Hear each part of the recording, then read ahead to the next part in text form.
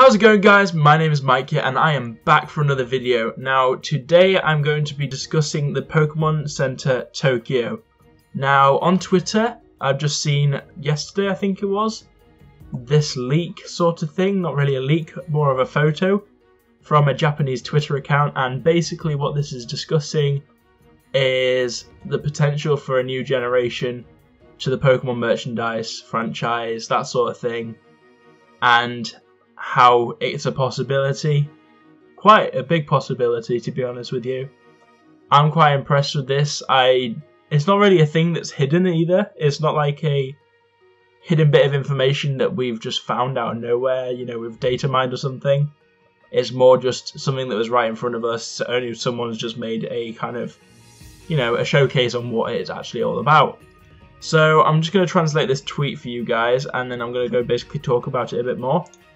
So this tweet says, and this is translated by Microsoft, so it's not 110%. I could probably do it in Google Translate, but I'd rather not. It's just, you know, there's no point. We get the basic idea from this. So I'll just read it out to you guys. The silhouette of old Pokemon is Zerari in the entrance of Nihonbashi Takashima Pokesen. I'm guessing that means Pokecenter, but a mistranslation obviously. And there's plenty of blank space in the tail, and I'm guessing that means the wall. It's still enterprising to increase it, which means the Pokemon Company International intend to further enterprise the franchise in the games. Whether it'll be on Switch, obviously, we know that, but we're getting an RPG game, so does that mean that we're going to get a reboot and have a new style of game?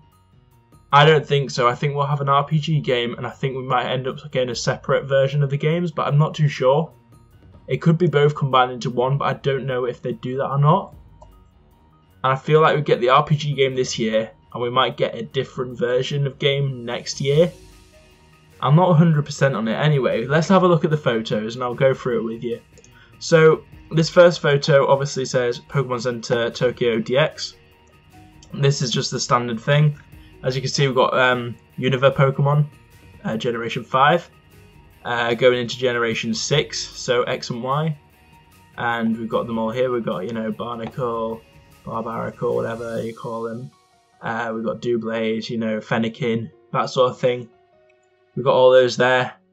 Next photo is just a zoomed in one. We've got the first gens, so we've got Charmander over here, we've got Clefable, we've got Vulpix, Venonat, you know. And then this third image is the most interesting image out of all of this. And basically, if you look here, this is, we call it Sandygast and all that. And then we've got Silvally and Type Null.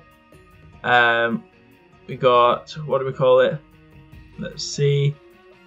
I'm not great at recognising this. All the Tapus, basically Tapu Koko, Tapu Bulu, Tapu Lele, and all that. And then we've got Cosmog, Marshadow, which was in the last film's Pokemon movie 20, and it had Marshadow in there, which is quite interesting. And then we've got all the Ultra Beasts and stuff.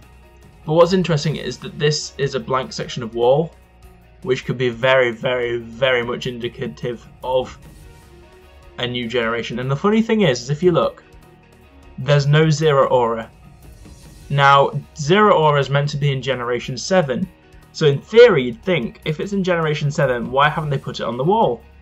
That's where this theory comes in that I've come up with, and that's that because they've hidden it in the data for Generation 7, but not included it, technically it's a Generation 8 Pokemon, which means Generation 7 is done.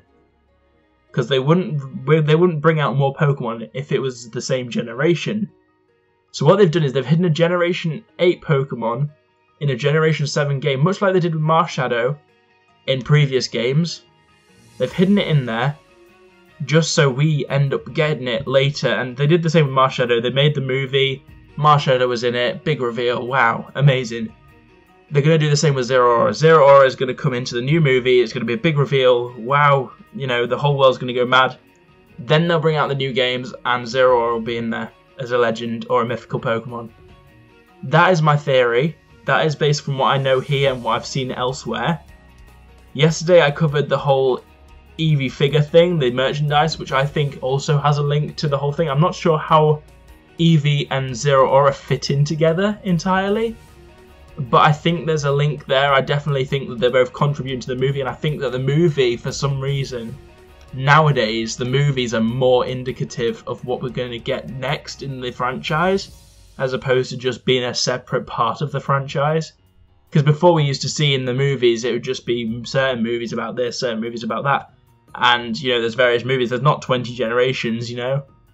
But in the recent movies, we've seen, like, Marshadow, we've seen a repetition of ideas.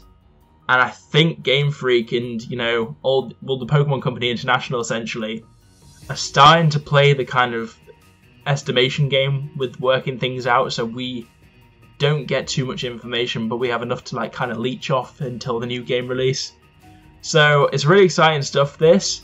That's all I have time for today, you know, how much I'm going to cover for this video specifically.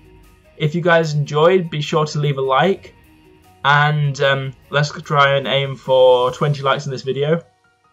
In the comment section down below, let me know your thoughts about Generation 8, the Pokemon Switch games, Pokemon Movie 21, and just give your opinions in the comment section down below, and I'll go check those out. I'll go respond as soon as the video's up, and that's all I've got to say, really. Subscribe for more content like this. I'll be doing more leaks and coverage. For example, there should be another video going up later regarding some Italian rumours to do with the new games.